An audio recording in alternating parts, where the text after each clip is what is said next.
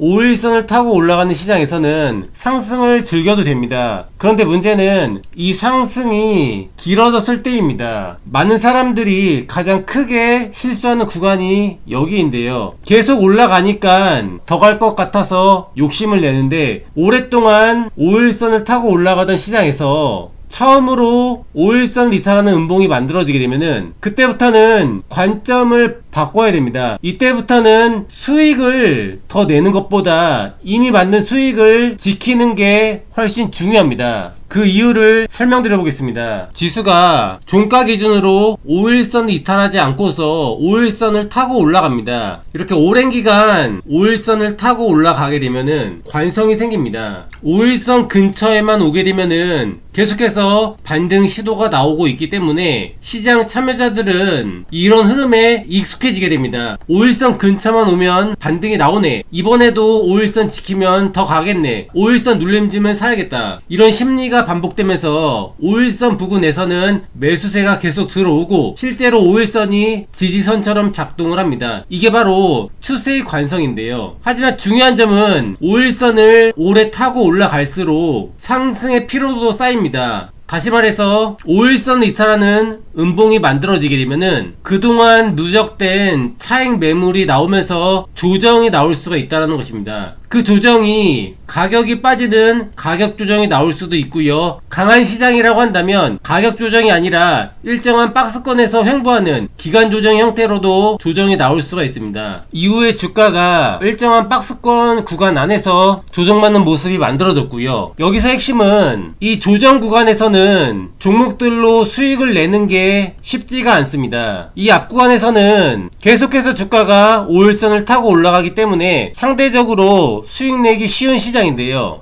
5일선을 이탈하는 흐름부터는 상승하는 종목보다 하락하는 종목이 훨씬 많고요. 종목들의 움직임도 이전의 흐름과 많이 달라집니다. 그렇기 때문에 5일선을 이탈하는 흐름부터는 보수적으로 접근을 하면서 계좌를 지키는 게 우선시 되어야 되고요. 이후의 흐름도 마찬가지였는데요. 그 박스권을 돌파하고서 다시 우상향 흐름을 만들어 갈 때 이 파란색 5일선을 지키면서 주가가 올라갔습니다. 종가 기준으로 계속해서 5일선을 지켜주면서 올라갔고요. 여기에서 시가는 5일선을 이탈해서 시작을 했지만 종가는 양봉으로 마감을 하면서 이 5일선 위로 회복을 해줬습니다. 여기서도 음봉이 나왔지만 종가 기준으로 보게 되면은 살짝이지만 5일선을 지키면서 마감을 했습니다. 그러니까 주가가 다시 올라갔고요. 여기서 처음으로 5일선을 이탈하는 음봉이 만들어졌습니다. 이렇게 되면은 주가가 빠지는 가격 조정이든 기간 조정이든 조정이 나올 수가 있다는 것이고요. 이후의 흐름은 가격이 빠지는 조정은 아니었고요. 기간 조정 형태로 5일선 부근에서 왔다 갔다 하다가 다시 올라가는 흐름이 만들어졌습니다. 워낙 시장이 강했기 때문에 조정이 짧고 다시 올라가는 흐름이 만들어진 거고요. 이후에도 또다시 5일선을 타고 올라가는 흐름이 지속이 되다가 여기서 5일선 이탈하는 음봉이 만들어집니다. 이렇게 되면은 조정이 나올 수가 있다는 것이고요. 전쟁이라는 이슈가 붙으면서 다음날 마이너스 11.42% 폭락이 나왔습니다.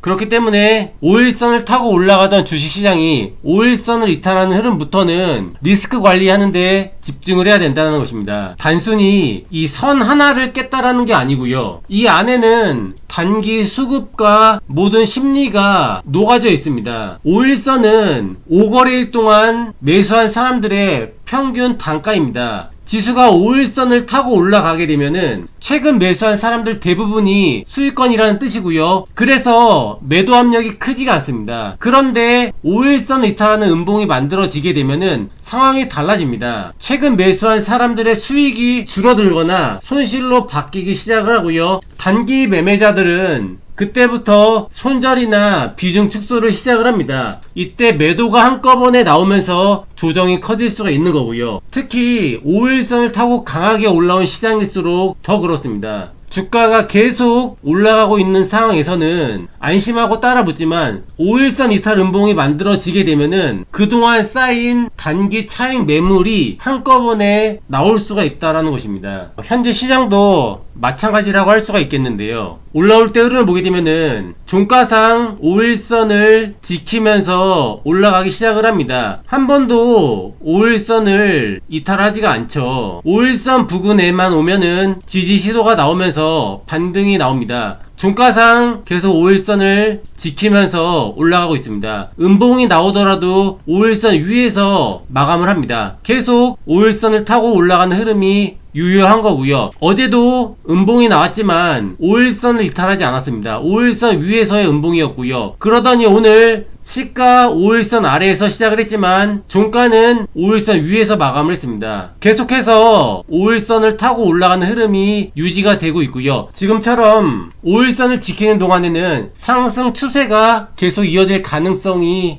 높습니다. 하지만 반대의 경우도 생각을 해야 됩니다. 이렇게 5일선을 타고 올라가는 시간이 길어질수록 언젠가 5일선을 이탈하는 음봉이 만들어지게 되면은 그동안 누적된 차익 매물이 나오면서 기간 조정이든 가격 조정이든 조정이 나올 수가 있고요. 그때부터는 종목들의 움직임이 쉽지가 않습니다. 결론을 한 문장으로 말씀드리면 지금 시장 5일선 이탈 음봉만 조심하자. 그때는 보수적으로 접근을 하면서 리스크 관리를 하자. 이 부분만 기억을 하시면 될 것 같습니다. 참고로 네이버 카페에 공부할 수 있는 영상을 올려드리고 있습니다. 실전 매매 타점을 공부하실 분들은 참고하시면 좋을 것 같습니다. 감사합니다.